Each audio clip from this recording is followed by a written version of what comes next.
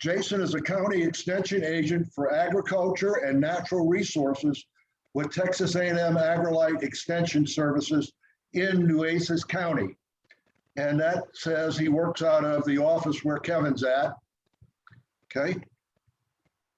He has a Bachelor of Science and a Master of Science from A&I, now Texas A&M.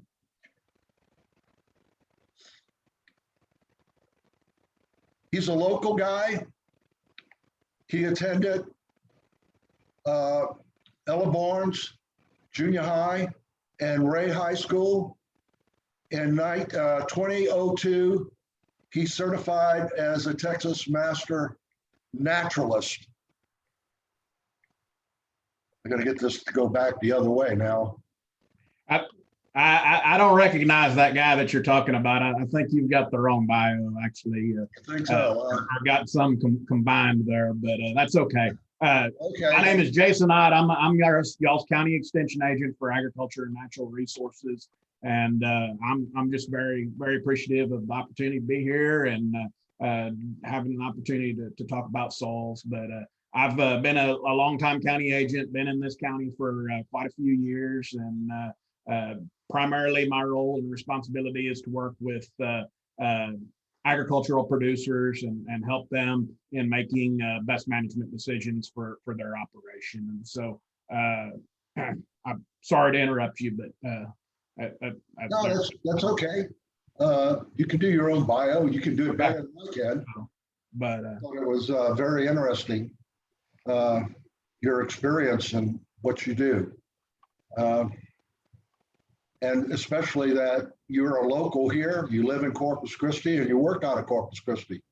So we're very pleased that you volunteered to be our presenter and bring your expertise to us.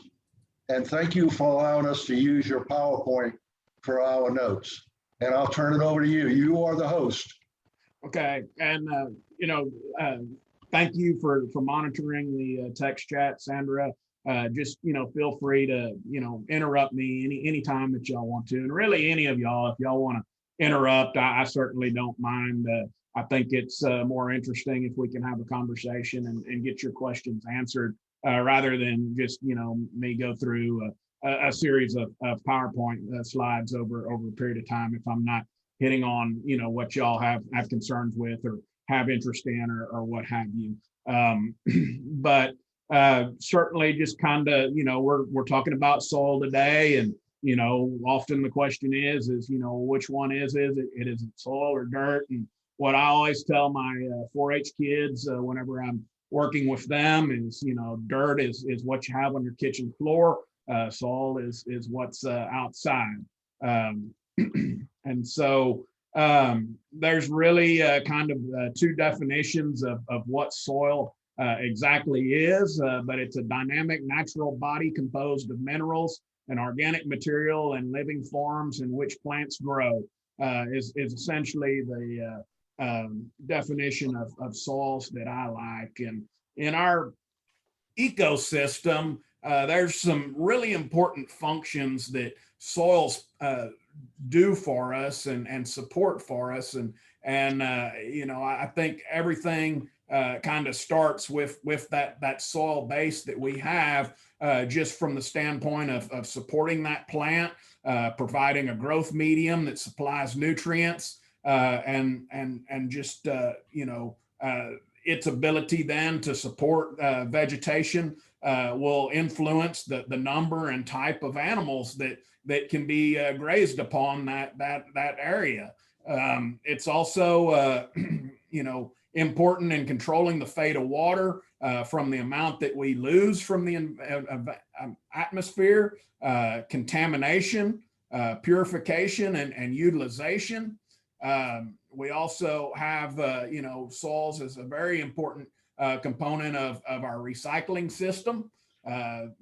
It's where, all of our organic matter, goes to be decomposed and reutilized. And so then it also is a very important habitat for living organisms, not only just our our plant matter, but certainly a lot of micro organisms and macroorganisms as well. And then finally, maybe we don't necessarily think about it, from a master gardener standpoint or from a farming and ranching standpoint quite as much, but certainly, important engineering medium. And so as we, learn and appreciate the differences in soils, they have a really big impact on the structures of our homes and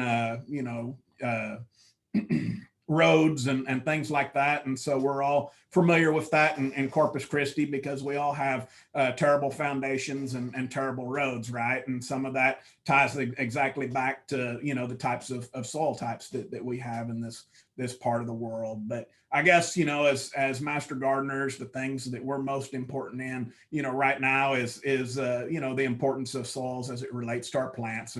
And so certainly that physical support that soil provides, the ventilation, the water holding capacity, the moderate temperature fluctuations, how it moderates the temperature for those plants, and then the supply of mineral nutrients that it provides is probably the most critical things that our soils do for us. And that can translate to some very important qualities in our landscape. They can improve the quality of our landscape through reduced disease, reduced insects, and reduced weeds whenever we have quality soils. And then in our environmental standpoint, water quality and water quantity are heavily influenced by the quality of soil that we have. And so if we've got a poor quality soil, that can certainly affect the quality of the environment and runoff and things. And so one of the things that I primarily want you to understand throughout this presentation today is that soils are very dynamic. They're changing and a complex mixture of organic matter, materials, insects, nematodes, bacteria, fungi, water, and gases. And so those chemical, physical, and biological properties, all combined to affect that soil quality and then ultimately the soil fertility and how it affects our plant communities. And those are ever changing in their dynamics. I'm not going to say that they change dramatically, and we'll talk about that as we move forward. But they're certainly, never static or as far as being a constant. And so a good soil is going to have about 45% mineral content. It's going to be about 5% organic matter ideally.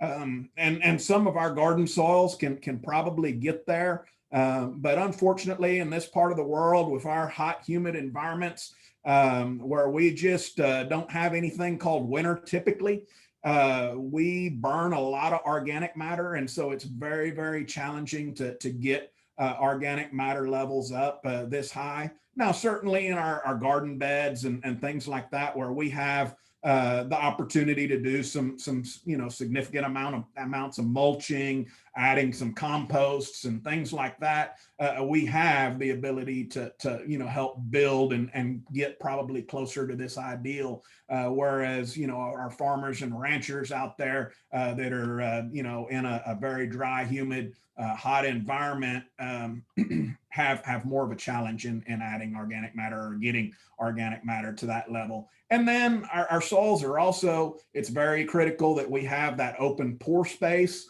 in there that can provide some gas exchange in the amount of air and then the water that we want to have in there as well. And so that is important as well. And that is just kind of, the ideal composition of what a good soil is going to look like. And there's major classes of minerals. And so whenever we're talking about that mineral composition, I'm not talking about nitrogen, phosphorus, potassium. I'm talking about sands, silts, and clays. And sand, silts, and clays are determined by the particle size. And so, that single grain of sand we think about, seeing on the beach, we can, hold that pretty much between our fingers. If we, rub it, small enough, we can kind of see those single grains of sand potentially, or some of us can if we have good eyes. Whereas, on the small side, those clay particles, you almost need an electron microscope to actually see, the individual particle size, or individual particle of a clay particle.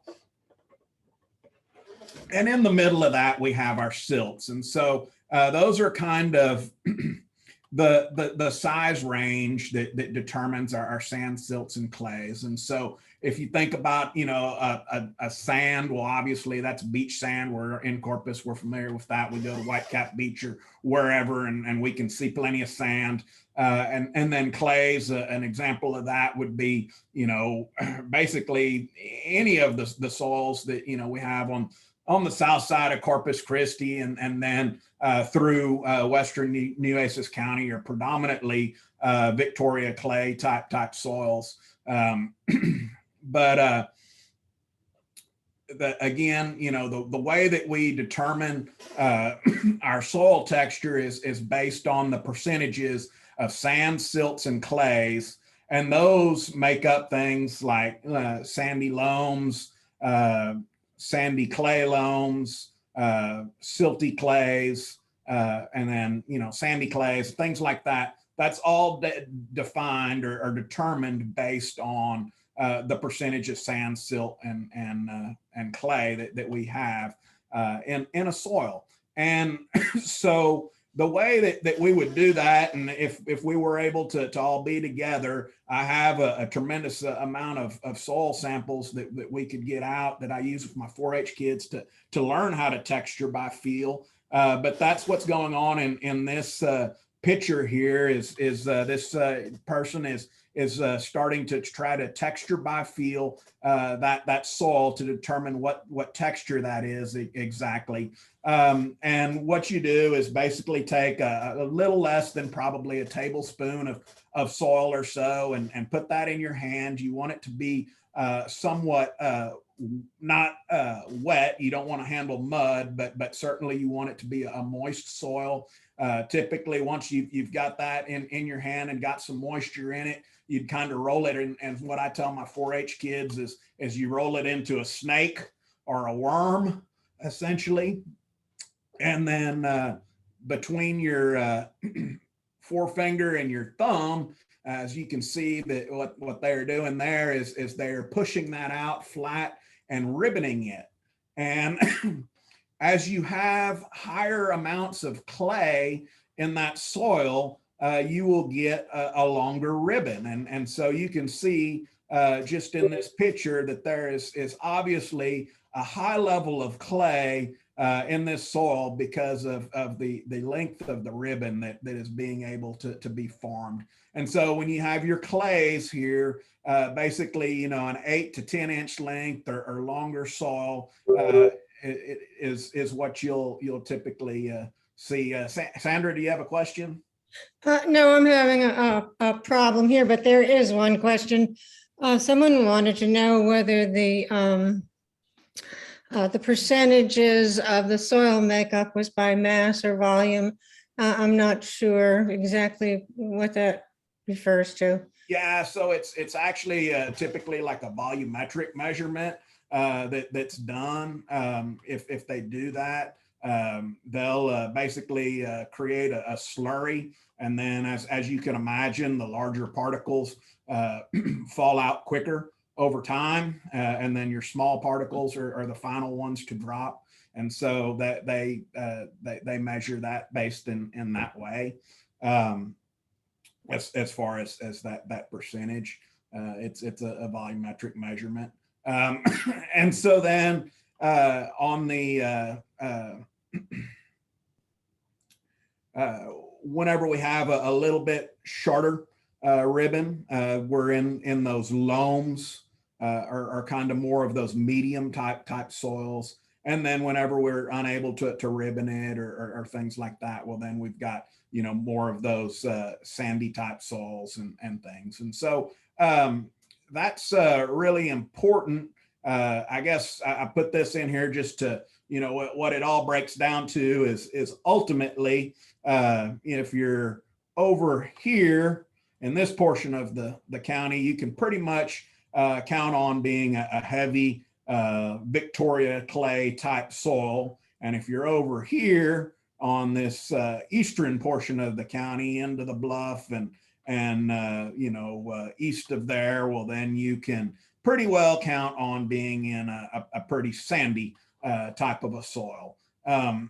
So can kind of keep that in mind. But if you're not necessarily comfortable learning to texture soils by feel, or not necessarily, really want to know some specific details about the soils that maybe you have underneath you, you can go to Web Soil Survey. And that's a real good tool that the USDA has provided for us. It works pretty well actually on the south side of Corpus Christi because a lot of that property was historically farmland. But if you get into an urban center like San Antonio or something like that, sometimes it doesn't quite work because they don't have those urban soils maybe mapped out and things like that. But certainly if you've got a few acres or you're interested in a piece of acreage out in the country or something like that, there's even an app in the app store that you can just use the GPS on your phone and it'll tell you exactly the soil type that you're actually standing on, which is pretty neat. Again, not necessarily what you get, if you're in an urban area, but certainly covers a tremendous amount of the United States nonetheless. And so, the good news is really no matter what your soil type is, you're going to be able to keep your soil type. But oftentimes as an extension agent, I get people that don't necessarily like that. And they want their soil to change. And I always tell them that, your soil is like your spouse. It's hard to bring about any real lasting fundamental change. And so, basically, if you want long lasting fundamental change, that's called divorce, right? So, that's kind of, what you've got when it comes to your soil type.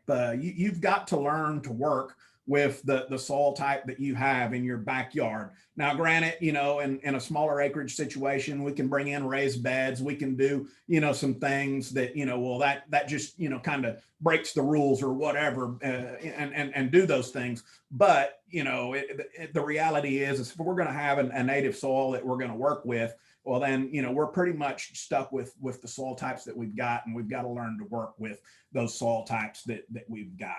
Can you take a question real quick? Okay, go ahead. Someone would like to know if the soils are labeled at the 4 types and rock or multi-type as OSHA labels for excavation safety. I don't really know anything about OSHA or excavation or anything like that. I really couldn't comment on that. That'd be out of my knowledge base. But whenever I mentioned that web soil survey, yes, those all the soil types are identified. Like I said, our dominant soil type is Victoria clay. But whatever soil type is there underneath your feet, that they'll identify it and they'll tell you what composition that soil has at the various depths as you go down into the soil profile. So there's a tremendous amount of information that's available on that website. And so that's a very good tool and very good information and you can see, what's not only in, maybe that 0 to 6 inch range that we're probably most interested in as homeowners, but also, deeper in the profile as well. So how do soils change? I said, you really can't bring much about in fundamental change. And there's really a couple of things that will cause soils to change. We don't really have any control over any of these, as you can see. Active factors are going to be climate, precipitation, temperature, and wind. So none of those are within our control. Biotic activity, we have probably some influence as far as how we manage our soils as to what level and to degrees of biotic activity, be it microorganisms or macroorganisms. We do have a little bit of an influence over some of that, probably. Modifying topography. Again, we can bring in raised beds. We can, certainly, grade the property and things like that. So, we probably do have, some opportunities to modify topography, but again, costly and pretty intensive of management and things like that. So, not necessarily something that's going to be realistic in most cases. And then, finally, some passive factors are the parent material. So that's what, what those minerals started out as being, be it, granite, weathered rock or volcanic ash or whatever, lake deposits, glacial deposits, whatever the case may be. And then finally time. And by time, I don't necessarily mean, how old or the age of a soil, but the degree of weathering. So it's basically, how much climate has been applied to that parent material. And so whenever we talk about soils in Texas, we think about, soils that are in like Orange, Texas or Beaumont area as being very old soils in relation to the soils out in West Texas that, don't have the level of weathering and maybe, younger type soils from that standpoint.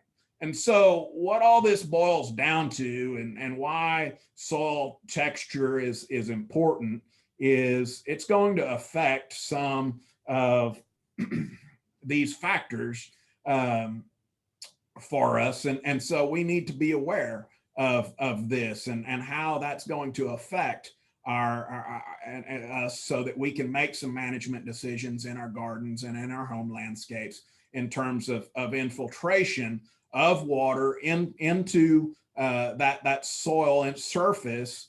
If we have a coarse soil, we've seen, you can imagine that wave coming onto the beach and it just sucks down into that sand, doesn't it? And so that's a very rapid example of infiltration. Or if we take our cooler of water at the beach and dump it out onto that sand, it just rapidly sucks in to that soil surface. Whereas if we do that on some of these fine soils, as we get out into some of this farmland on the western portion of the county, and it's flat and we get some rain, and it just stands. And that's where we get to breed mosquitoes and things like that, because we just have that very slow infiltration rate as we get onto those finer soils. Permeability is essentially infiltration as well. It's just into the subsoil. So permeability of that moisture deeper into that soil profile, and it follows the exact same pattern.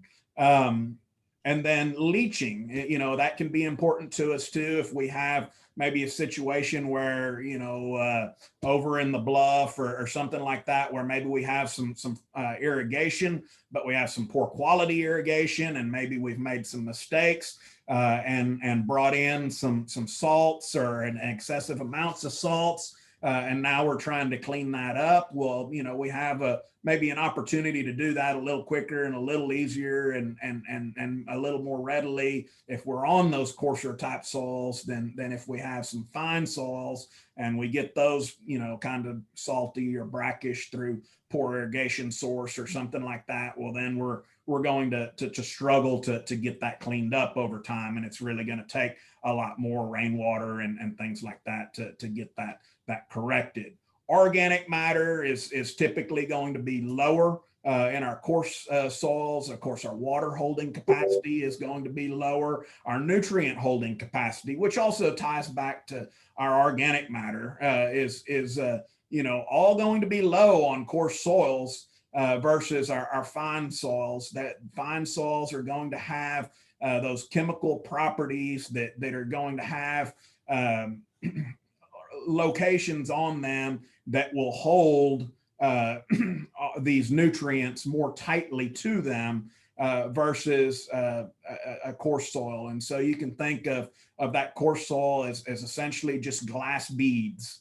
And so water's going to run through it, nutrients are going to run through it. And so that needs to be in the front of our mind whenever we're thinking about how we're going to manage those soils. If we're going to add some fertility, if we're going to irrigate those soils, we need to have that in mind and handle those maybe a little more differently than we might a fine soil that, you know, we could, you know, in terms of irrigation, we can probably get by with a 10-day irrigation cycle on some of these heavy clay soils, maybe even longer. In some cases, if we do some really good deep irrigation, whereas, you know, the water holding capacity of a sand is just not there, and we're not going to be able to go that many days probably on those sands. Can I ask a question, Jason? Sure. Okay, is it true that clay soil is good? Is one of the wonderful things about it, it stops the radon gas come through? And the other question, are we going to have a record cotton season? So I'm not really going to comment much on radon gas. And I know that, you know, in like the Midwest and those portions of the country, that is a little bit of a bigger concern than, you know, something that we have here. We don't have basements. We don't have a lot of, you know, necessarily concerns about, you know, some of those things. And I'm less familiar with that than, you know, maybe some of I can tell you about that later, Huxley. very Yeah, good. I think it's true. And as far as the cotton crop, we're in a really good position this year. There's been some challenges, but, you know, we're going to have a very good yield. And so the soil structure is another important component. Texture is actually going to have is going to be an influence of what our soil shape actually looks like. And so we really want to have macro pores, our PEDs. Those are going to help us get those root vegetables down. So if we want to have those beautiful carrots and things like that, we need good soil structure that's going to allow us to you know, get those roots to be able to have an opportunity to penetrate, to have some gas exchange, to have some moisture exchange. And so having macropores are essential for the movement of air and gas in and out of our soil profile. And so we really want to encourage our soils to develop structure, and we can do that. And this is just an example of a granular structure. In a lot of gardeners' eyes, this is probably a really tilthy, ideal type of a soil. And it can be, but it's also been very worked, and there's, you know, some opportunities to have some negativity associated with this whenever we get into a granular structure such as this. This is a subangular blocky structure. Again, whenever we get into more of our clay type soils, we'll start to see, or we hope that we see some soils like this. And essentially what we've got is just these PEDs that aren't just quite perfect squares like maybe they could be. They've just got, kind of some rounding on the edges and things. And so that's going to be more of a subangular structure versus a blocky structure that you would see here. And typically with increasing clay and maybe, deeper in our soil profiles and things, we'll get some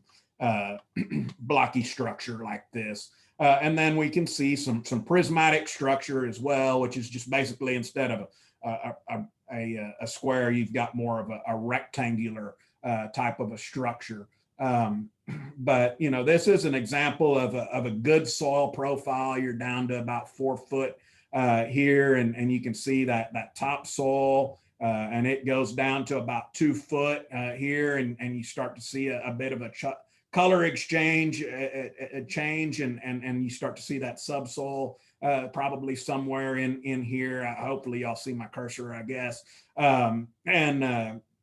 You can see in that structure that you've got that subangular blocky formation. And so that's going to help create some good root channels for, in this case, I guess it's probably grass roots that are going to be coming down here. But, any of our crops, any of our landscape vegetation that we're trying to promote good growth in, the deeper the root system we have, the more volume that they can access nutrients in, the more volume that they have access to pull moisture from, the drought hardier they're going to be, the healthier, better plant they're going to be. And so that's, very important that we have structure.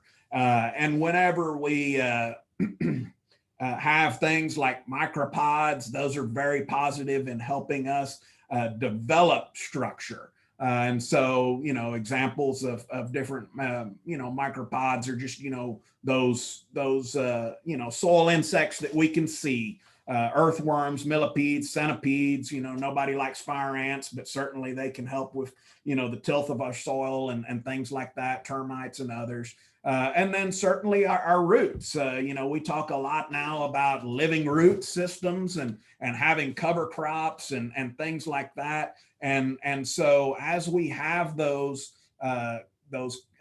plants and they have root systems that grow, and then those roots die, and then that channel is opened up, and that creates an air pocket to where we can have that water and gas exchange occur. And so those are really important for us in developing those micropores and getting that structure together. And so now, we can get into a situation where we have that singular grain structure, if we're not careful, just through our practices and the way that we prepare our soils, how we work soil, cultivation, bare ground, our traffic patterns that we have. If we, have gone from a soil that's, had some structure, we've started to work it with our tiller and things like that to where we've broken it down into a granular type of a texture. And now we start to, not pay attention to our traffic patterns or whatever, or we work that soil when it's wet. Well, now instead of having a granular soil, we just have a massive clay that's just a big, brick. And so that creates problems for us in terms of compaction. And compaction is going to be, something that's a robber of our quality of landscape or production that a lot of times we don't have any way of accounting for or don't account for, but we do see it because, again, the deeper we can get those roots in the soil profile, the more volume that root is going to be have access to, and will have the ability to absorb more nutrients that are inherently in that soil, more moisture that's inherently in that soil, and the other things that it needs to have a good healthy growth development system. And so those are just examples of kind of some negatives. and then ultimately, just trying to point out that the way that we manage these, if we have some cover and things on these soils, we can improve on the infiltration and help that soil structure and texture that we have in place. And the more that we can get to infiltrate into that soil surface, well, then the less runoff we have. If we have less runoff, well, then we don't have to have as many, excess nutrients leaving our landscape. We don't have, as much water in general that the stormwater department has to deal with because it's going into our landscape and it's going to be, ultimately, absorbed or incorporated into the plant, I guess. And so that kind of goes to, the physical properties of soil. Does anyone have any questions kind of regarding some of the physical aspects of soil at this time? I think there was a question about additives beyond compost to make your soil more closer to ideal. And so would you not recommend that they have their soil tested before trying to add anything special to the soil? Yeah, so we'll talk about some amendments and things a little bit later whenever we start to get into the fertility aspect of it and probably more on the chemical side, but certainly I'm a big fan of organic matter, and any way that you can add organic matter, that's going to be the critical step in improving your soil quality.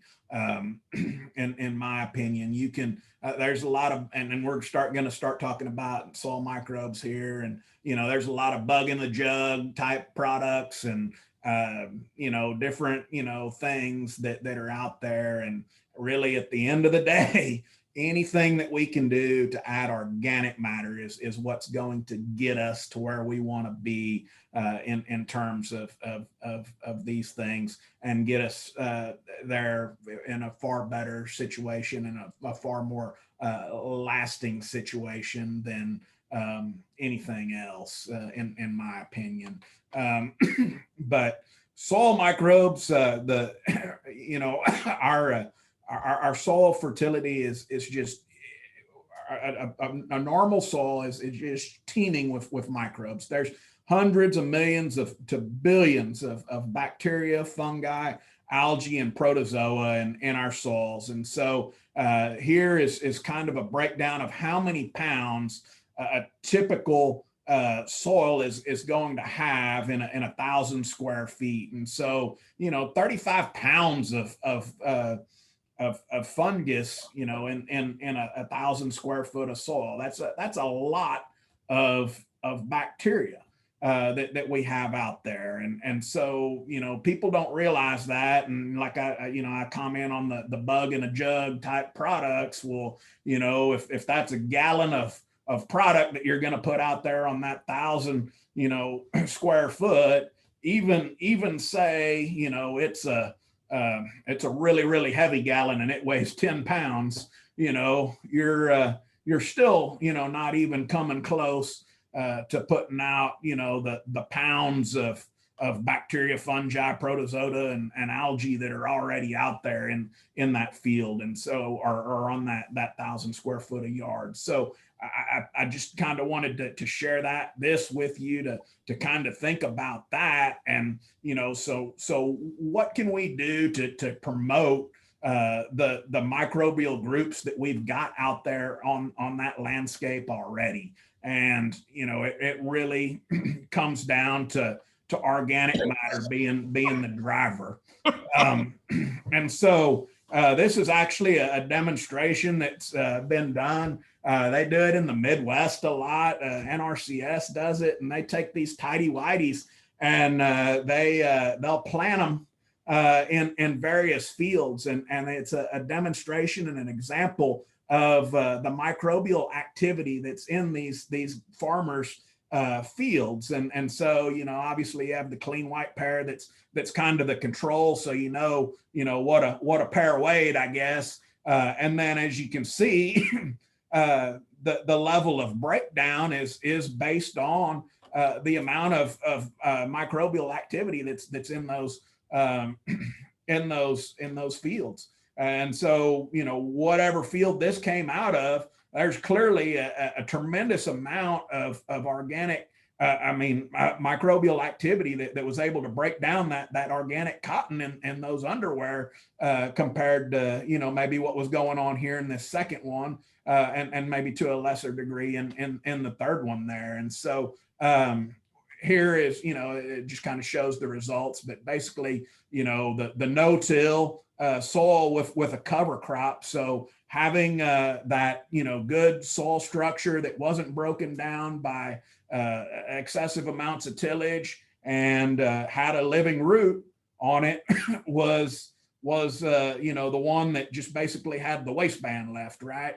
And then, whenever you get into, like where they just had a conventional tilled corn and maybe, weren't, taking care of maybe a higher level of organic matter or maintaining that quite as well, well, then they've probably didn't have the microbial activity, and as a result, you didn't have the breakdown of the organic matter that was there. And so that would be an example of that. And so I just, again, goes to show that organic substrates are needed to fuel the population of microbes. And so there is a direct correlation between the abundance of organic matter and microbes. And so if, people want to improve the microbial activity and things in our soils, you've got to pour the organic matter to them. And you're not going to do that with a gallon of molasses. You're not going to do that with, the bug in the jug products. You're going to do that with loads of organic matter. And when I say loads of organic matter, I'm thinking that, you're talking about composts, you're talking about mulches, organic mulches, and things like that. You want to turn a garden bed around, that's kind of been neglected and abandoned and hasn't been taken care of. Just put you some hardwood mulch on it for a year and see how much improved that soil is underneath there. And that's a result of the breakdown of the abundance of organic matter that's being produced there, and allowing microbes and micropods and all of these things to do their work. But the environmental factors affecting, soil moisture, it's microbes is almost like growing another crop. And so, you think about trying to manage your environment for, growing carrots or growing perfect tomatoes or roses or whatever we're doing. We've got a whole nother set of challenges in managing these, for that microbial growth. And so I just, continue to emphasize, and I know it's not romantic and people don't like to hear it because there's not enough, we can't spend enough money on, organic matter or whatever. It's not, a magic potion. But that's really the thing that we can control here. We can aerate a little bit and we can certainly manage our moisture to a degree. And then we can, help with some nutrients from time to time. But, really what we can control are pretty limited again. And so, that organic amount is critical. So, increasing microbial action increases organic matter decomposition though. And so, as we start to add this organic matter and encourage that's the challenge that we have down here is we don't have a winter. And so our microbes don't stop. And so we, have a more of a challenge in these farm fields and things like that, building organic matter because we have an increase. Well, you can get an increase in microbial activity whenever we, incorporate these crop residues and things like that back into these soils. But then they're going to quickly decompose. And so then we're right back where we were, and we only have maybe once a year to add that. Now in your home landscape, we can add mulch on a regular basis. We can add compost multiple times a year. And so we need to kind of think about that and make sure that we are doing that on a routine basis so that we are providing adequate amounts. Following the addition of available substrate, microbial populations tend to explode, but eventually microbial activity will return to that normal level, and any increase is typically transit. And so that's, kind of what you'll start to see whenever maybe you use one of these, bug in a jug type products or your molasses or something like that. You very well may get a response, but it's going to be a relatively short-lived because you don't have that high volume of organic substrate that they can kind of utilize for an extended period of time. And so again, for my money, it's mulch and compost all day long, and large amounts of carbon, is what that translates to. So what these break down into is predominantly carbon dioxide, and then we also get a lot of humic compounds, and that's really what our goal is, and what our desire is to get a lot of this humic compounds, because they are very, very beneficial whenever we have that decaying organic matter to create this humus for us. And regular organic compounds left after decay is what that is just that residual. And it's the colloidal fraction of soil organic matter. It acts as a contact bridge between soil particles. It has far greater nutrient and water holding capacity than clay. Even clay, and you remember I told y'all that that was the one that clays had the highest moisture and nutrient holding capacity. Humus has a gram for gram far greater nutrient and water holding capacity. And so if we want to improve the fertility of our soils, if we want to improve the water holding capacity of our soils, humus, and again, going back to pushing the amount of organic matter that we can get broken down into that soil. It also has some hormone-like stimulatory effects on plants, plant roots, and things like that are beneficial to the development. But again, that said, you look at the amount of pounds that are of organic matter that are in a soil, and we have the humates that we can buy, and again, even if we're talking about a heavy pound, a 10-pound gallon, excuse me, and we put that out over our 1,000 square foot, we're not even coming close to getting there. And so it's kind of like tinkling in the ocean. It may make you feel good to go out there and put that humate out, but at the end of the day, I don't know that you're doing a whole lot of good, just by buying that and putting those types of products out. But certainly a tremendous benefit and something that we need to be pushing our soils and driving in our soils. But again, doing it through composts and through mulching and things like that, adding large amounts of organic matter is the way to go. And so that kind of gets me through the biological side of soils, I think. Do y'all have any questions regarding any of those thoughts? There are a couple of questions. I'm not sure if they will be coming up later on in another topic. One person asked about tolerating grubs, obviously they're not desirable, but it's usually a matter of how much you can tolerate, I think. Also, a question about breaking up clay soil. What is the best way to do it? Maybe in addition to the organic matter. Only thing I know of that works or helps is expanded shale. And, but other than that, I don't know of anything else that really helps. Yeah, the thing that I would add on that is, if you can get some sort of cover on it, get a root in there that will start to break and develop and create some root channels. That is something that you can do as well, and that we shouldn't discount having that living root. And I'm thinking, kind of.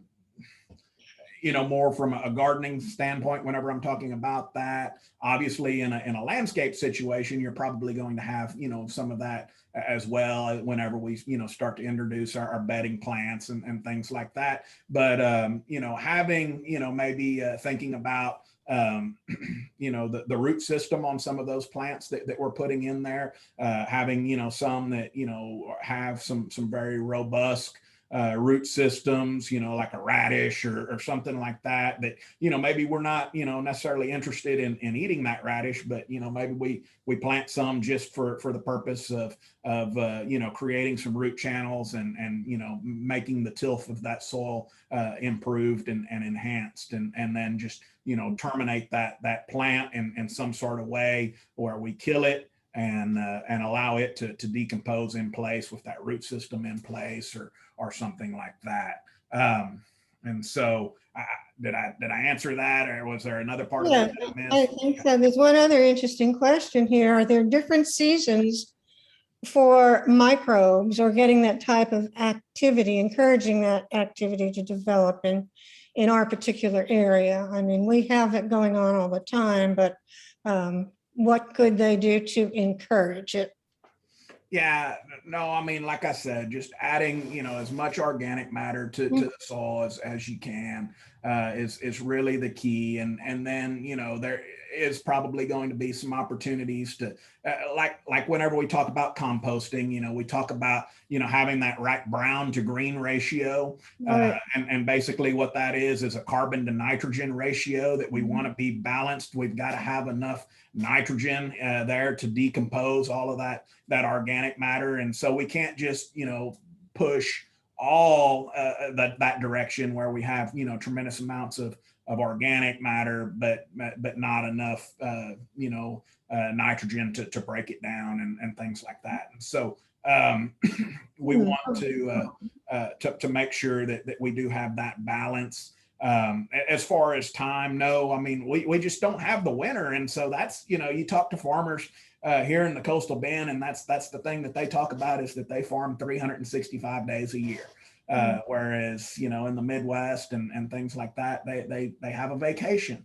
They, shut things down in the winter time. And so, that's, we've got weeds all year long. We've got, insects all year long because we just don't have those cool freezing temperatures most of the time to kind of deal with some of those challenges. You mentioned the grubs, and I guess yes, I mean, just like fire ants, they can provide some benefit as far as tilling the soil, but they also are going to eat the root system of our important vegetation. And so, they're very much going to be considered a pest. And, if they're at a threshold that we, need to go in and do a treatment, then, that's something that we need to, to make sure that we treat. I'm a big proponent of, addressing issues. Sometimes people are in a certain system or production type or whatever, and they feel like they don't want to use their toolbox, or they are in a certain type of production system based on doing nothing. And I'm not in favor of that. I'm in favor of doing something whenever we have an issue, and so we need to to address that issue, based on whatever the appropriate action is. And typically that's going to be, you know, try to find the least toxic, you know, product that's going to work and you know, control the issue for us. So anyway, You want moving in. to break and get you something to drink?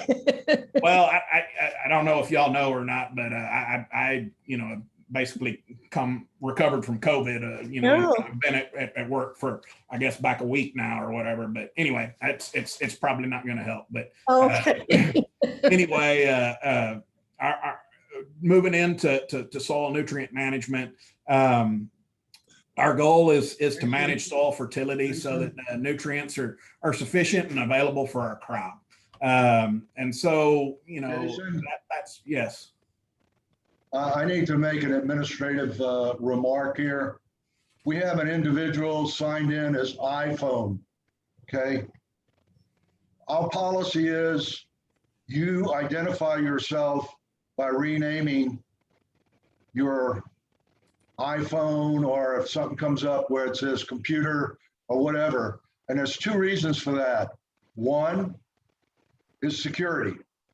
We don't want somebody crashing our meeting.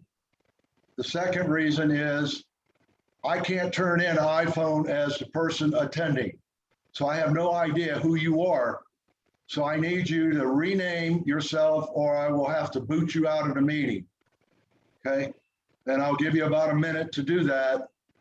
Please rename whoever is the iPhone with no tag name on there so that we know who's on the meeting. Okay? And it looks like if you hit those three buttons, there's a pull down menu that comes down and it says No, I can't. Yeah. No, I know you can't. But I can't do anything because I gave you the host. Well, I didn't know if that ended. I thought maybe it was that way for that. The other thing is I had a question about what is bunch grass? So listed as 3 types of grasses. I'm not familiar with that term. yeah, so bunch grass is just exactly that. It's just a big bunch grass. And so I mean, like a switchgrass. You know, you might think of that. You know, I'm trying to think of some of our big, robust landscape grasses that we use, like a fountain grass. That would be considered a bunch grass. Those types of grasses. And so those are going to be our big perennial grasses that have very deep root systems. And so those are going to help, you know, create those deep root channels that are going to help with infiltration and things like that. And so that was just kind of an example from like a range setting, but you know, so you can think of it like, you know, those would be our landscape plants, our shrubs and things like that. Would kind of fall into that category of bunch grasses for this purpose, so to speak. And then, you know, our turf grass would be, you know, more of like that sod grass, or I don't know what it was termed there or whatever, but you know, you're going to have not quite the infiltration level typically on a turf, because you just don't have that depth of rooting system that you do on those other types of plants. But whenever you have a landscape and you mix all that together, you can certainly, you know, have a good mix of that can help improve infiltration and things like that. Okay, Jason, since you are the host, would you go to the iPhone 3 little dots and remove this individual? And when it says, do you want to report them to Zoom or not, just say no, because they obviously can't hear us or not wanting to hear us, and we don't have any video, so I don't have any idea who this is.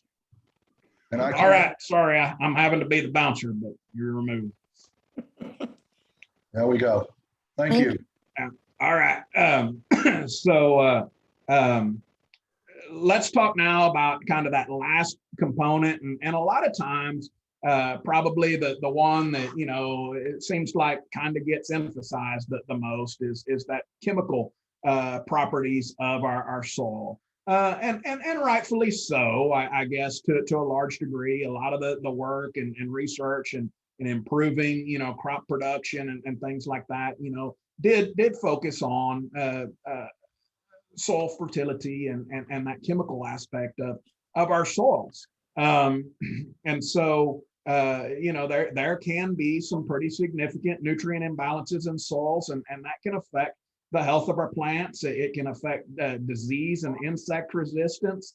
It affects the ability for our plants to compete with weeds. Whenever we, you think about turf grass and talk about, sandbur, and one of the better ways to manage sandbur is with fertility and irrigation, and building that strong competition of that turf to reduce that sandbur load there on that turf and things. And so nutrients are very important in a lot of ways, not just in enhancing the quality of the plant from an aesthetic standpoint, or just making it deep green or anything like that. And so, the general rule of thumb is that, a plant's development is limited by the one essential mineral that is in the relatively shortest supply. And so, in this case, you see that nitrogen is low,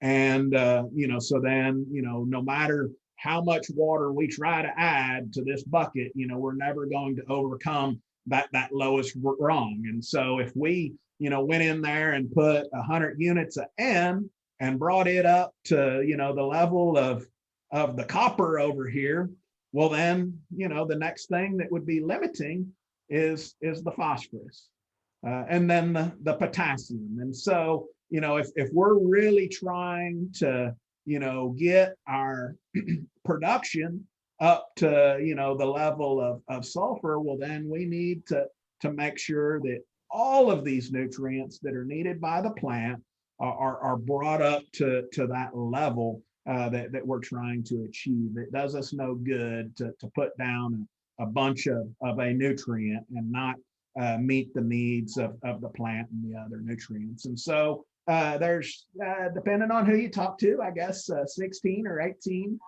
different nutrients that are important to the plant.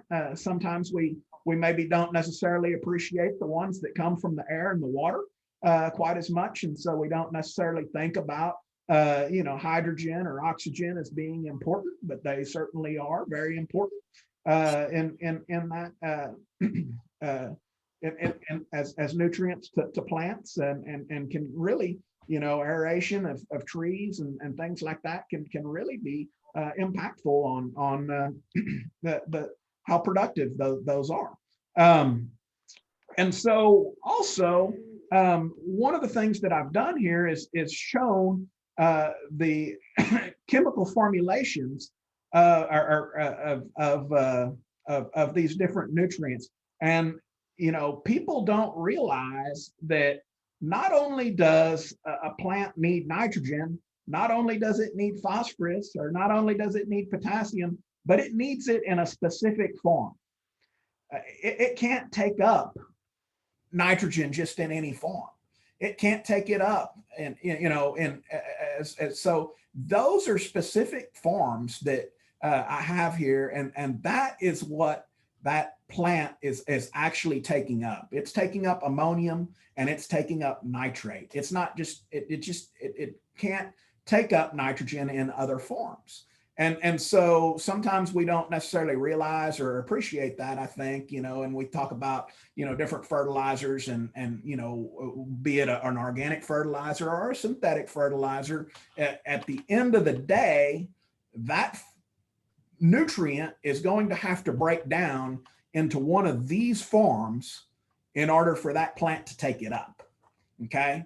That plant does not have an active digestive system. The digestive system of a plant is in that soil, right? And it's relying on those microbes and the environment and weathering to decompose those nutrients and get them into a form that that membrane of those root systems can permeate and be absorbed into that plant. And so, we talk about, nitrogen, and, that's really kind of the driver a lot of times in you know, what happens, and specifically nitrate. And so we've got to be really careful with that nutrient when we utilize it. You know, it can have a greening effect. It can, you know, be, you know, very, very, you know, beneficial to us. But we, you know, tend to overdo nitrogen way too much. And here you can see where they've, you know, put a bunch of nitrogen down. They've promoted fungal activity in this yard as a result. Here you've just got, you know, dense, you know, or, you know, just a lot of, you know, rapid growth, but no root system to speak of. And so, you know, we've got to be very careful when we use nutrients that we're using them in an appropriate manner, and that we're not doing them in a way that's going to be harmful to our environment. And, you know, nutrient contamination of water is a concern, especially nitrogen and phosphorus. You know, it's needed for all plants for optimal growth and production. But whenever we have excess amounts and it gets into our receiving waters, you know, it can cause, you know, excess plant growth and those aquatic, you know, vegetation, which is called eutrophication, and just, you know, can make a problem for us. Then whenever we get into situations where we have, you know, hot, dry conditions, we can start to decompose some of that plant material that will deplete oxygen in that water body, and then you start to have fish die-offs and things like that. And so, you know, here in the coastal bend, you know, recreational fishing is extremely important to us from an economic driver, and you know, just from an environmental and a recreational standpoint. And so, you know, we want to make sure that we're, you know, being good stewards of you know, the resources that we you know, are exposed to. And you know, one of the best ways that we can do that is make sure that we, you know, judiciously and appropriately use nutrients to meet the needs of our plants, but not, you know, excessively to where when we do have runoff events and things like that, that they end up in our you know, bays and estuaries and things like that. And so to me, the most important, you know, thing that you can do is to soil test, and for homeowners, probably every 2 to 3 years is probably going to be sufficient in most cases. I think over time you can kind of keep records on this and kind of, you know, notice a bit of a trend that basically, you know, gives you an indication of the nutrients that are naturally present in your soil.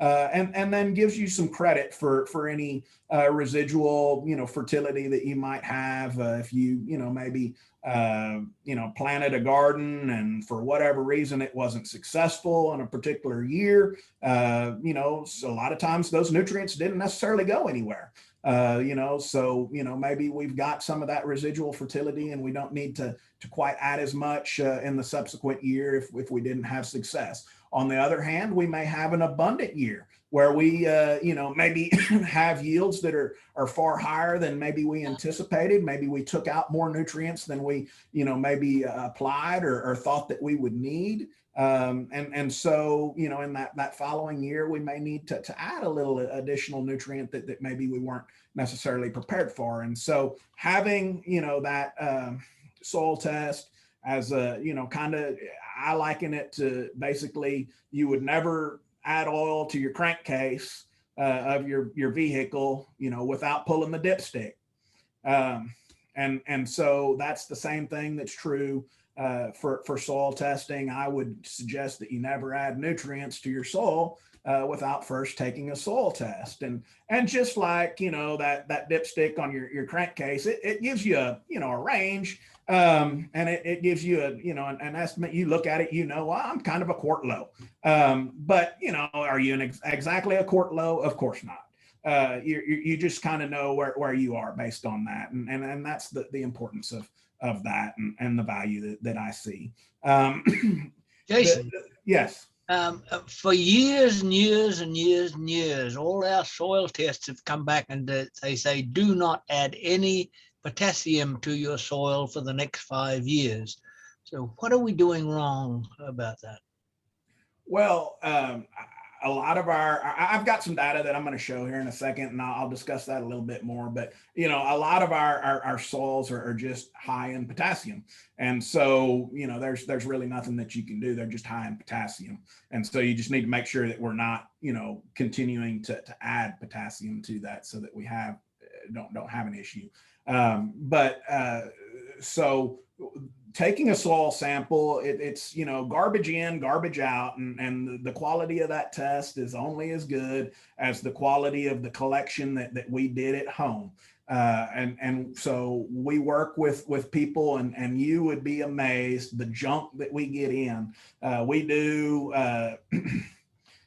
soil testing campaigns for agricultural producers, and we do them for homeowners, and I've opened them up before, and it's just it's pathetic, sometimes, and like in the case of the urban program, a lot of times the city's paying for it, and it's kind of, and I feel embarrassed that you kind of wonder, well, was this guy serious when he sent me this sample, or not? I don't know, but we go ahead and send it, and they get those results, but they can't be usable.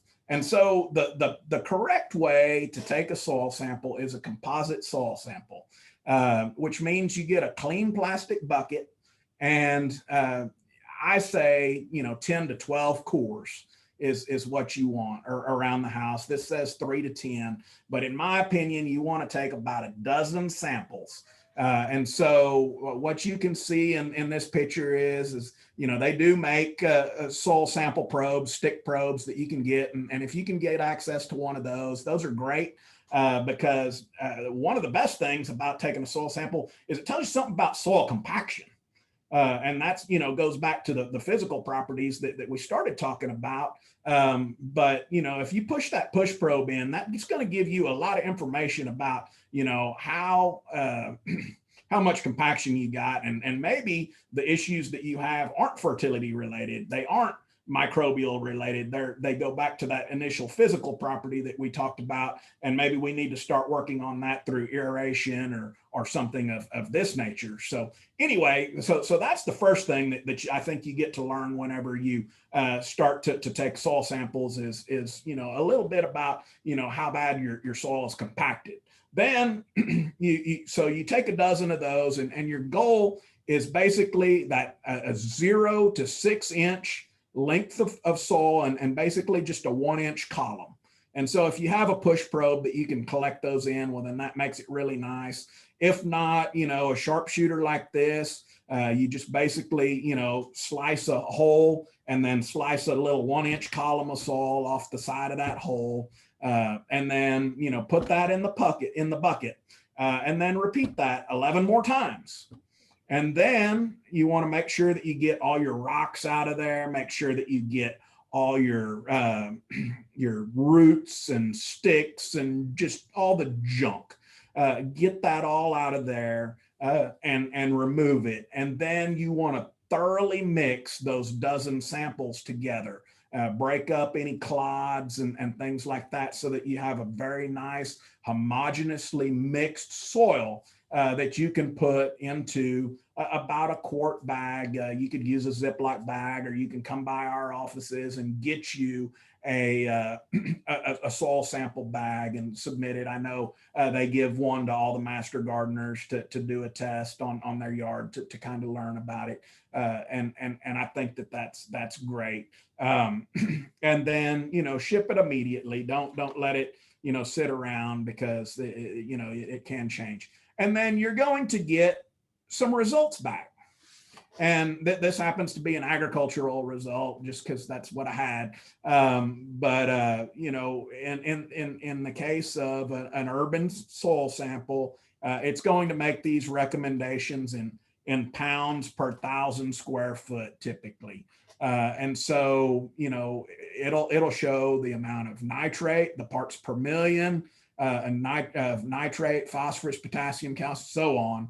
And then it gives you kind of an idea of how that falls as far as extremely low to excessive. And so, I don't know what 442, parts per million potassium is, but I can look over here and I now know, well, that's very high. And so, I've got a whole bunch of it. And then the CL here is the critical level. And so that's kind of, the level that if as long as we're to the right of that, we probably want to avoid adding much of that nutrient. If we're over to the left of it, though, we probably may want to think about trying to add a little bit additional amount of that nutrient in order to improve whatever we're trying to produce. And so in this case, then they make a recommendation of, which is, 95 pounds of nitrogen per acre or 45 pounds of phosphorus per acre. The important thing to recognize here is whenever they make that recommendation, and in the case of a home landscape, it's probably going to be like a pound per 1,000 square foot, maybe a pound and a half, whatever the case may be. But it's a pound of actual nitrogen, okay, or a half a pound of actual nitrogen. In this case, this is a 95 pounds of actual nitrogen is what they're recommending. Not, and so our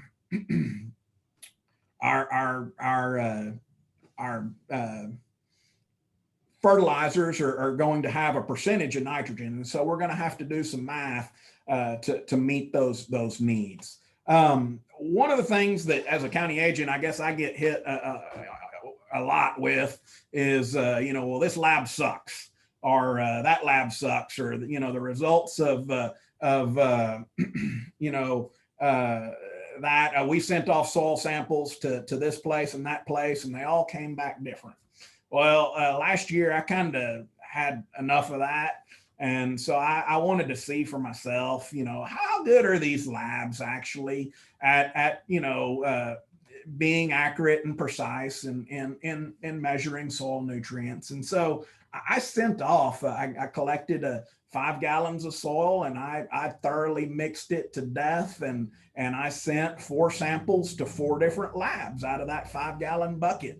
And you can kind of see here in the results that, there were some differences from lab to lab, but then there's a lot of, consistency as well.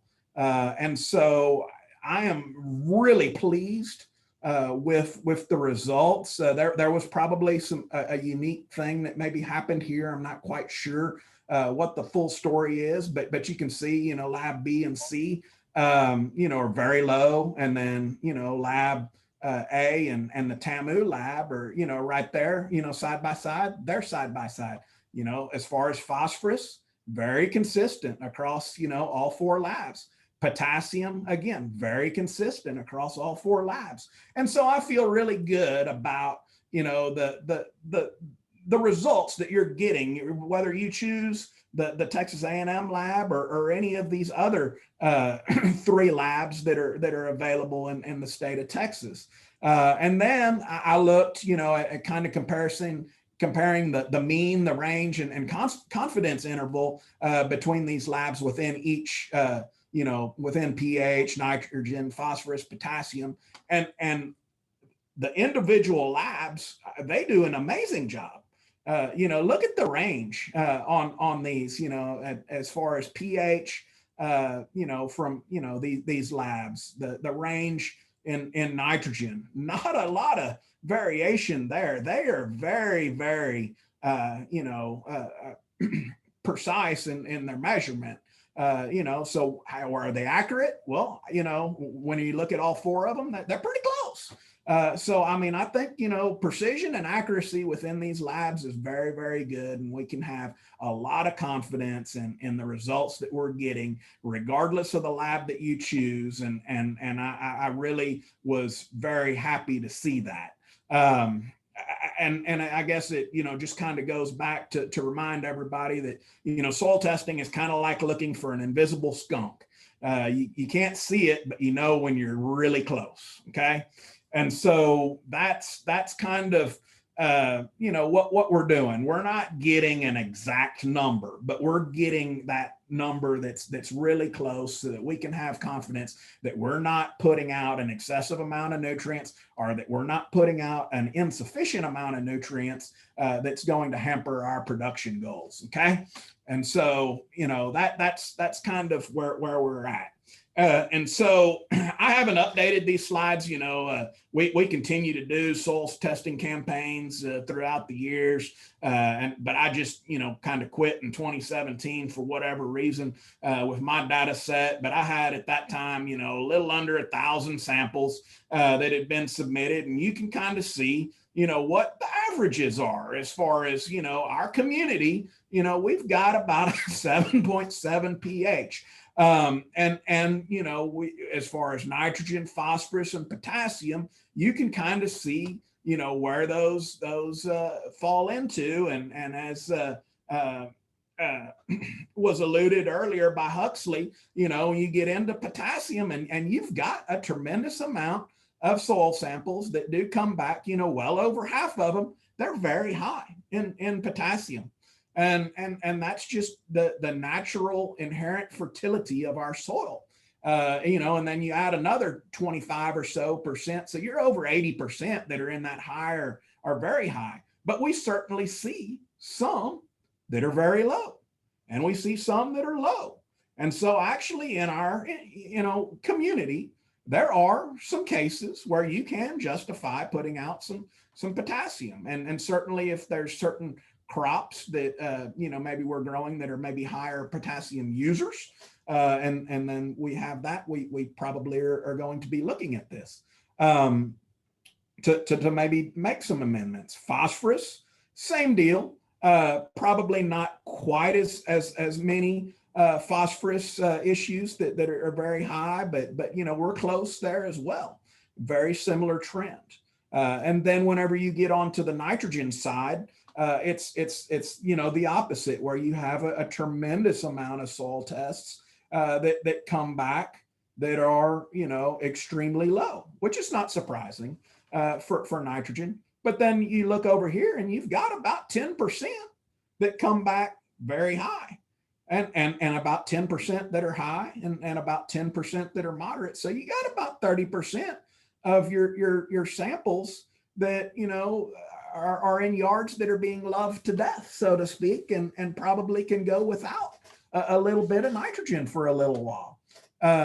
And so there's a tremendous amount of variability in our soils, and in the fertility of our soils. And so we shouldn't take it for granted.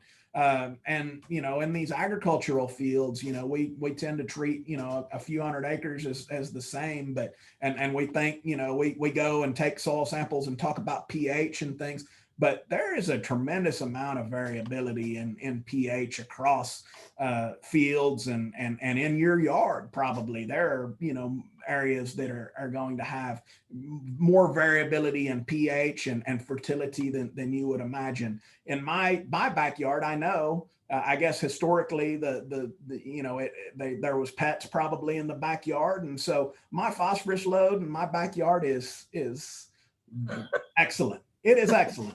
But in my front yard, I actually need to put down a little phosphorus every once in a while. I have, I'm not, it's not an excessive amount that I put down, but I do put down a little bit of phosphorus because I've taken soil tests and I know that I need it. But I would never put any in my front, my backyard, because it's excessive.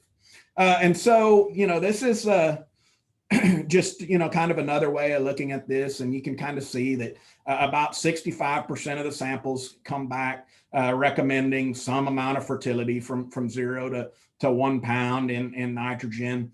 About 20 or 30 or so percent, come back, for phosphorus, and that range was kind of from 0 to 2.8 pounds.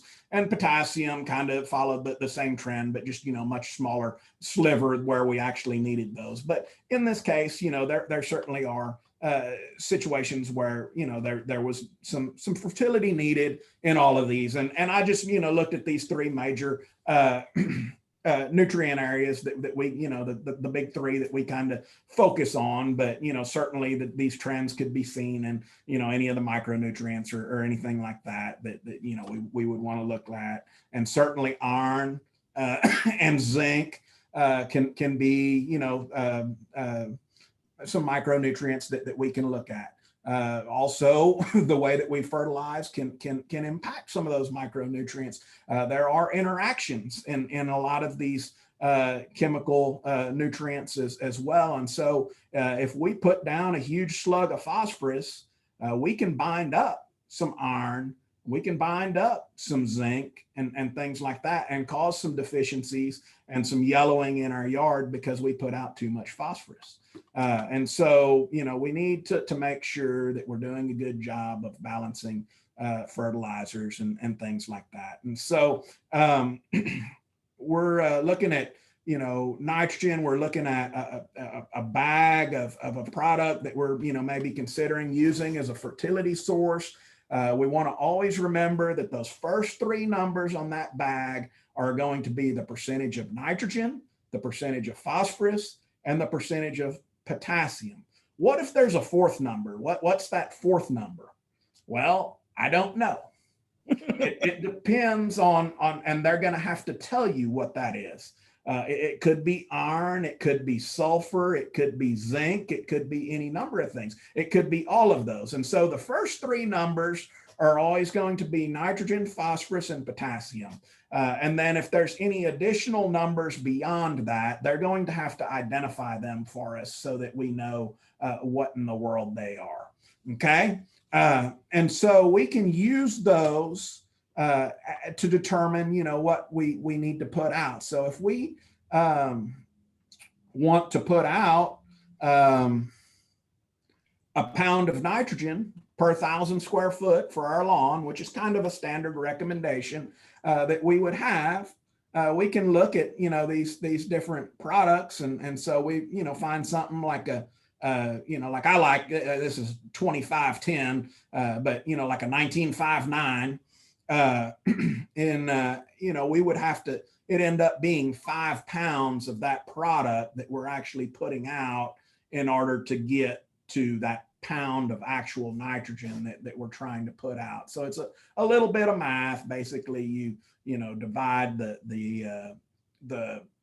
pounds of actual nutrient that you want to put out by the percentage that you are having in that product. And so in the case of 1 pound per 1,000 square foot divided by 0.2, which, in the 2510 product there, that gets you 5. So that's the 5 pounds. That's how they arrive at that number. And I guess I did that example here with a 1248. Okay. So, 1 pound of nitrogen divided by, 0.12, 12%.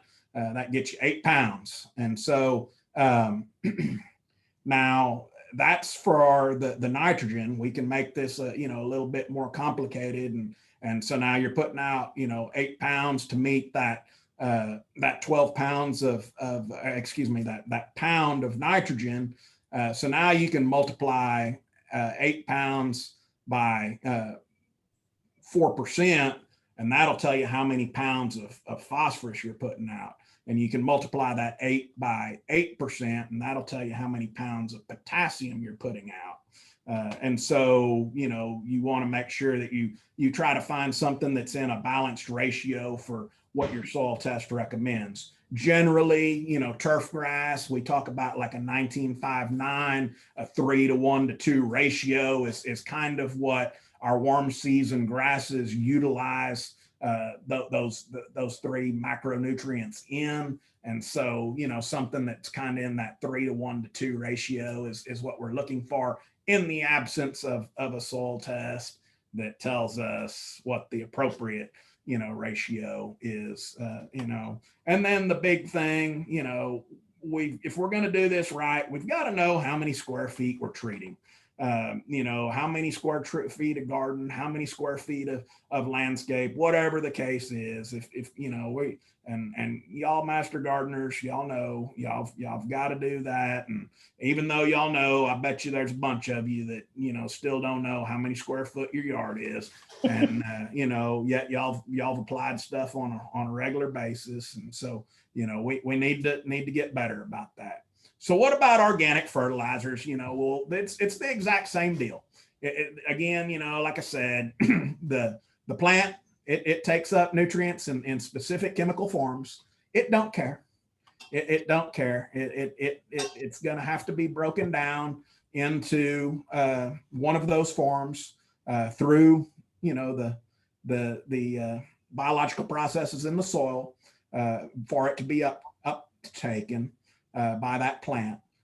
So we can look at these organic fertilizers and, you know, pick them out, and they're going to have percentages of these nutrients. And that's what we need to find out. And we still need to balance that fertility program based on that. So, you know, if it says put out a pound of nitrogen, you know, well, let's go ahead and put that pound of nitrogen out. But in the case of like a cotton seed, well, that's only 6%. So, you know, we're probably going to have to put out, you know, what, 10, 20 pounds. I don't know what the math is there. Somebody can figure it out. But you know, that's what you're going to have to put out to meet that pound. And there's nothing wrong with that. We just need to know what it is, and we need to make sure that we get it. A lot of times there's some benefit because we're adding some organic matter, right? We're adding carbon to this. We're, you know, not only probably, you know, in cottonseed are we going to have some phosphorus and potassium, but, you know, there's going to be some micronutrients in all of these down the line here that we're adding as well. And so that can be a good thing, or that can be a bad thing.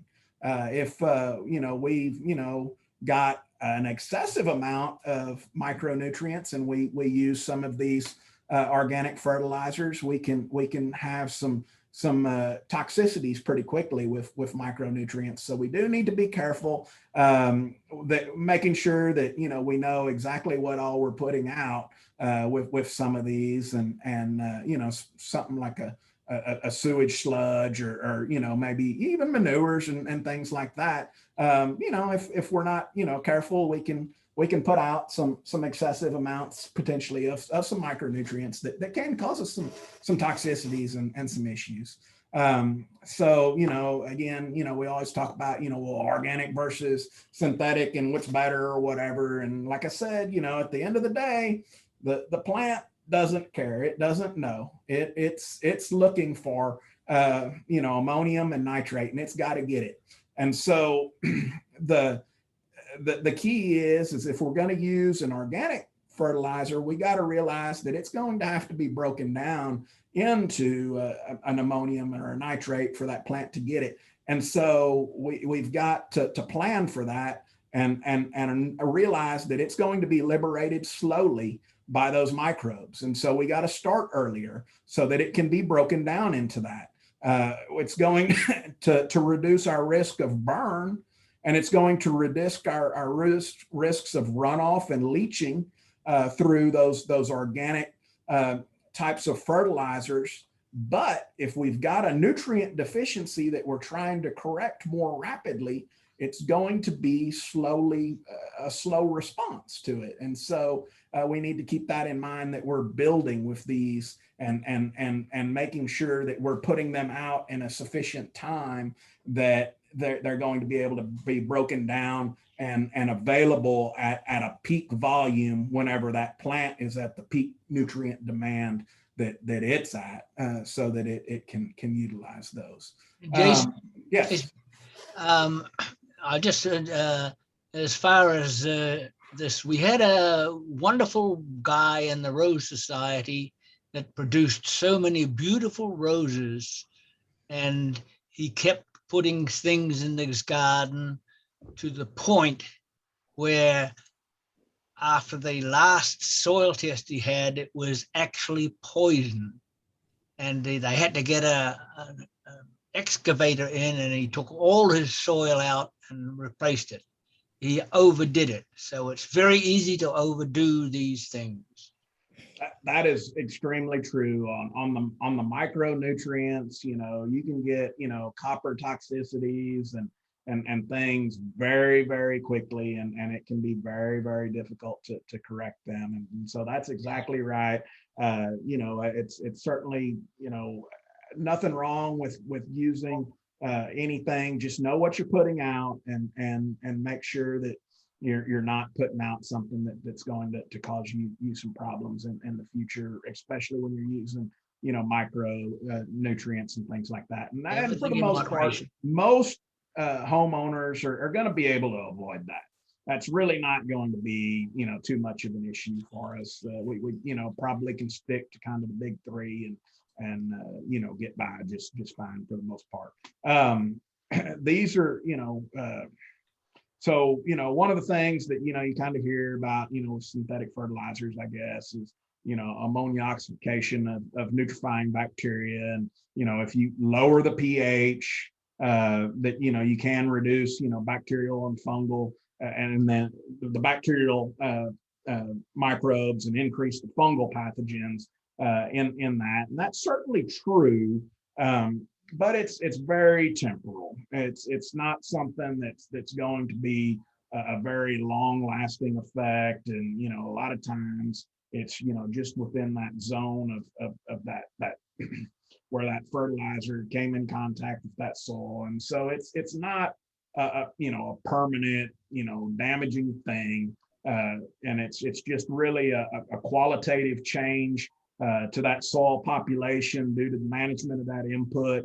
And it's, going to shift back another direction, very, very rapidly as well. And so, you hear about, people talking about sterilizing and killing your soils. And I'll assure you that, short of putting your entire yard in an autoclave, you're probably not going to sterilize your soil ever. So, there's going to be plenty of soil microbes out there and things. But that doesn't mean that, we, want to put out excess amounts of nutrients or anything either. There's a lot of reasons to, not do that beyond worrying about We microbes. have quite a few questions if you have time Yeah. for them. I actually just got like one or two more slides. Okay, I'll go just right ahead. wrap up and then I'll field these. Here's some outstanding resources that I've got. I've put these are recordings. Our soul's fertility specialist, he's since retired, and these are actually recordings that were done probably over 10 years ago now. But I've got them there, and if you want to watch those, each one of these is probably a college level course almost in nitrogen, phosphorus, potassium, and micronutrients. So it's more information than you could ever probably want to know about nutrients, but very good stuff there. I'd encourage y'all to take a look at those or listen to those. Each one of them is probably about an hour, and it's good stuff. And then, just again, kind of summarizing, soils are dynamic, they're changing, they're just a complex mix of organic materials, minerals, insects, nematodes, bacteria, fungi, water, and gases.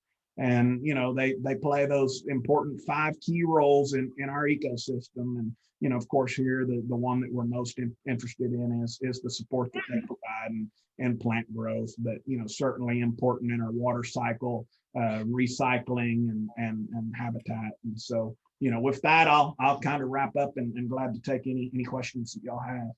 Okay, let's just go back to some that were asked a little bit earlier, we didn't get to. One is, how often would you recommend lawn fertilization for warm weather grasses? Okay.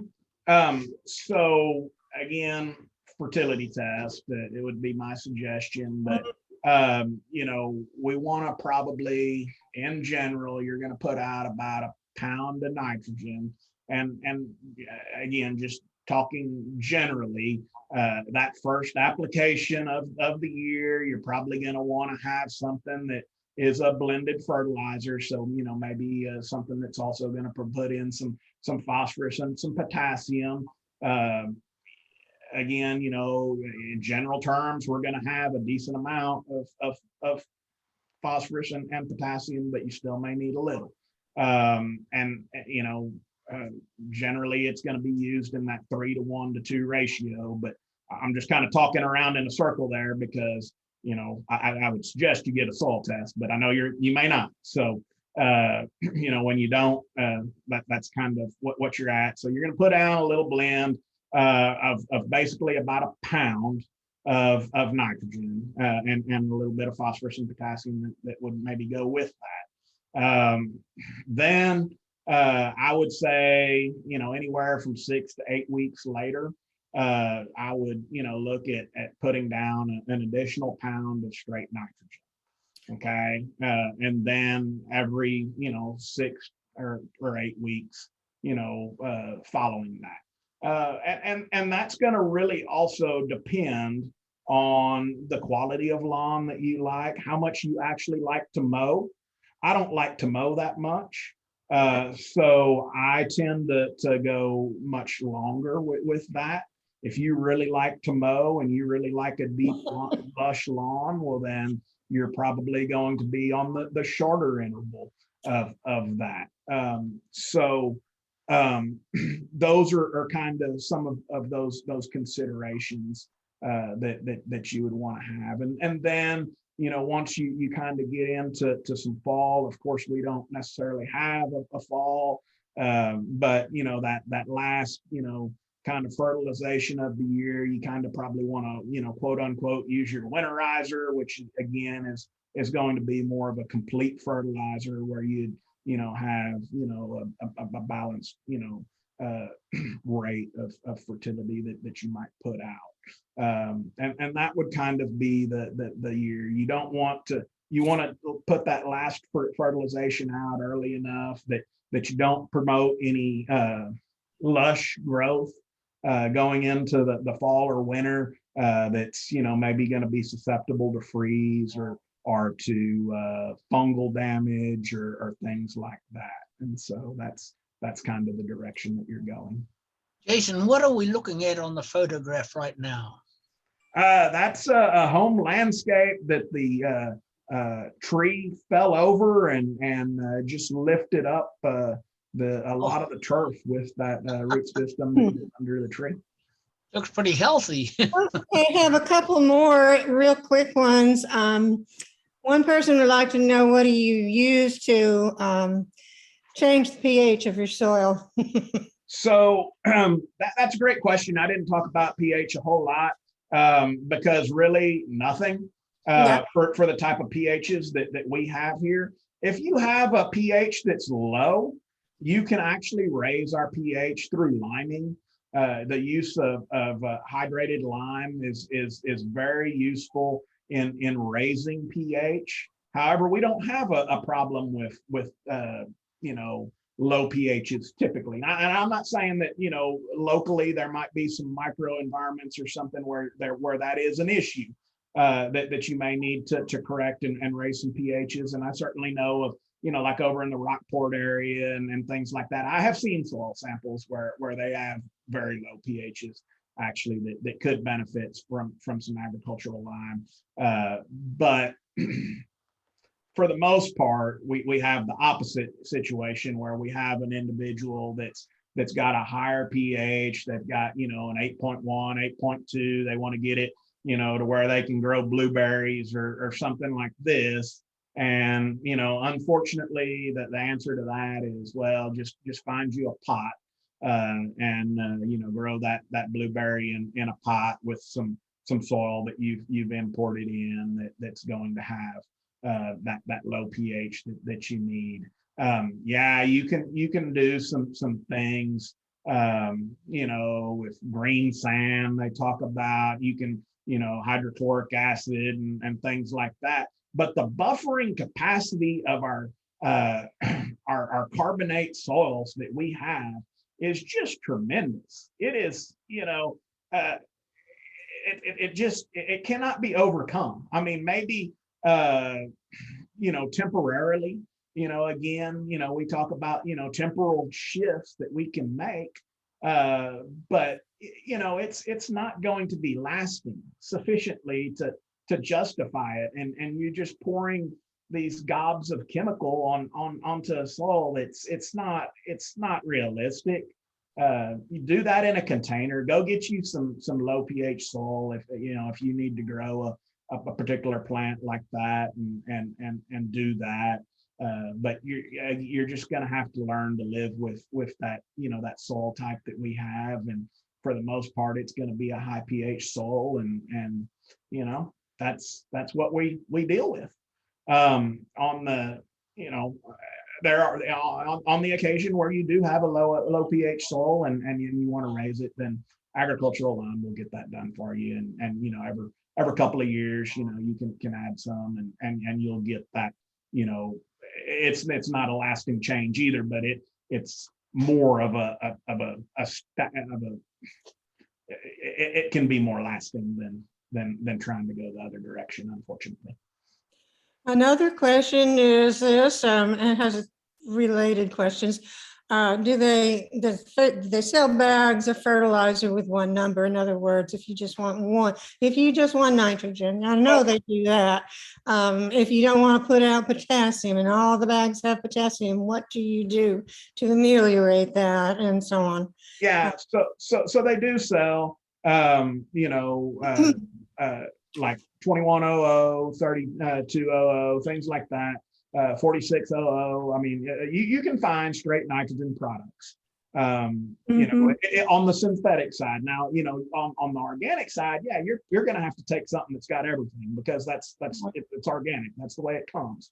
And so you're going to have to find something that's going to balance. There is, superphos that you can find if you need to.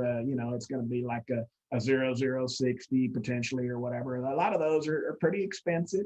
And if you want to come sit down with me, we can develop the perfect blend for you. We can go and we can find probably those products at the big box stores, and for agricultural producers, they do it all the time, where they'll blend that exact deal that they want. But for us, in the home landscape situation, they kind of do more on the average, and so what we're trying to really do is look at what that ratio is whenever we get that soil test back. And I talked about a 3:1 to 2 ratio, but maybe we get a soil test back and it's a 4 to 0 to 1 ratio, and so we're going to try to find that bag of fertilizer that has those percentages in that ratio that's similar, or as closely similar to the suggested rate as we possibly can. And we can buy more than one product. If we need some phosphorus and potassium, and maybe we find a 1959 product out there that we're going to use to kind of meet those needs, because it's pretty close to what we're trying to get to. Maybe we'll buy some addition, then just buy a second bag that's straight nitrogen, and add a little bit of it to it to kind of get that ratio in the direction that we need it to go, or things like that. So I can help you balance a ration, or I shouldn't say a ration, a fertilizer recommendation if you need that help. It's real easy to do. They're kind of fun to do, and just find the product and stuff. I kind of can nerd out on that sometimes, and get all the prices of the fertilizer, and figure out how I'm going to save 50 cents on my landscaping, as a result of making that perfect blend or whatever, and buying that sack from Walmart, and buying the other sack from Gills or whatever the case is, I guess. So we can help you with that if you want to, but a lot of times it's pretty challenging. I mean, like I said, you just try and get as close as you can. to that ratio and manage it from that standpoint for the most part. Here's a question about cottonseed compost. People want to know if you have to be concerned about that acting as a defoliant, or are they organic? In other words, some of the cottonseed cotton plants are modified, right? Genetically modified so that they are defoliant or pesticide ready. Is that correct? So sure. So Yeah, so if you're going to use that compost, you have to be concerned about residues. I'm not. So you're kind of mixing several things there. Yeah. But that's okay. So first, you've got you're asking about genetically modified crops, and certainly cotton is one of, I guess, a dozen crops. Right. Sometimes people Yeah. think that everything in the supermarket is genetically modified, or every crop in the world is genetically modified. There's only about a dozen that are actually, genetically modified crops, and cotton is one of those. As far as cotton production in Nueces County, the overwhelming majority of those acres are going to be planted to a genetically modified variety.